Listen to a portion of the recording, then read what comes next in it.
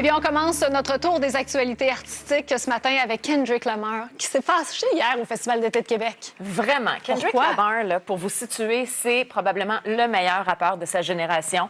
Le magazine Time l'a nommé comme une des personnes les plus influentes de l'année dernière. Également, Billboard l'a nommé comme étant un des 10 meilleurs rappeurs de tous les temps. Alors, ça vous donne une idée d'à quel point c'est une superstar aux États-Unis. Donc là, il arrive à Québec. Et là, il y avait des gens qui doutaient de sa popularité chez nous. On se disait, est-ce qu'il va y avoir du monde? La météo est incertaine en plus.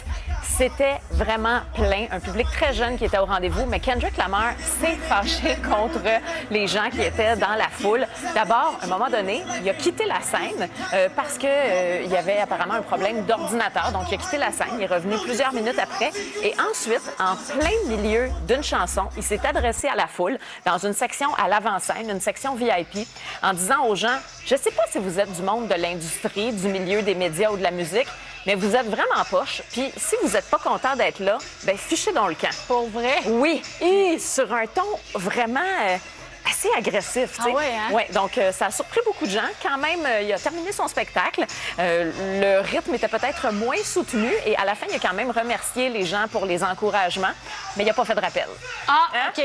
Fait qu'on s'est à se demander si ça a fini par lever ou en tout cas, si du moins de son côté, il a vraiment aimé l'expérience. Oui, bien, la plupart des gens qui étaient là étaient très contents de le voir. Okay. La foule criait son nom, Kendrick, Kendrick. Ouais. Mais c'était vraiment une section là, où ça n'a pas fait son affaire que les gens participent pas assez. Ouais. Lui, quand c'est trop tranquille, il aime pas ça. Tu le dis. Mais en tout cas, ce soir, c'est Pink qui est attendu au festival. Oui, Pink, qui s'associe avec une compagnie québécoise qui s'appelle Art Nouveau. Et le président de cette compagnie, Sébastien... On est en plein été, mais on se transporte un peu au temps des fêtes avec Mary Poppins qui revient. C'est une bonne nouvelle. Oui, très bonne nouvelle. On savait que Mary Poppins avait fracassé des records de vente de billets en décembre. Là, déjà, on annonçait qu'il y avait 100 000 billets vendus. Depuis ce moment-là, les chiffres n'arrêtent pas d'augmenter. Donc là, en ce moment, Mary Poppins est présentée à la salle Albert-Rousseau à Québec jusqu'au mois d'août. Mais on annonce qu'à l'hiver prochain, pendant le temps des fêtes, il va y avoir de nouvelles représentations de la comédie musicale hyper populaire. Et si vous êtes un fan de René Simard, vous serez heureux d'apprendre qu'il va reprendre son rôle également à l'hiver parce qu'on sait qu'il avait dû quitter la production. C'est en conflit d'intérêts certaines dates avec son propre spectacle de sa tournée à lui.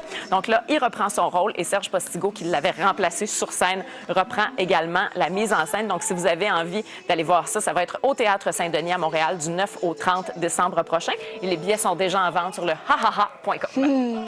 Et il y a Prince, lui, qui se retrouve sur YouTube malgré lui. Eh, non. Prince, là, de son vivant, c'était vraiment un ennemi juré des plateformes de diffusion et payer des frais reliés à son héritage.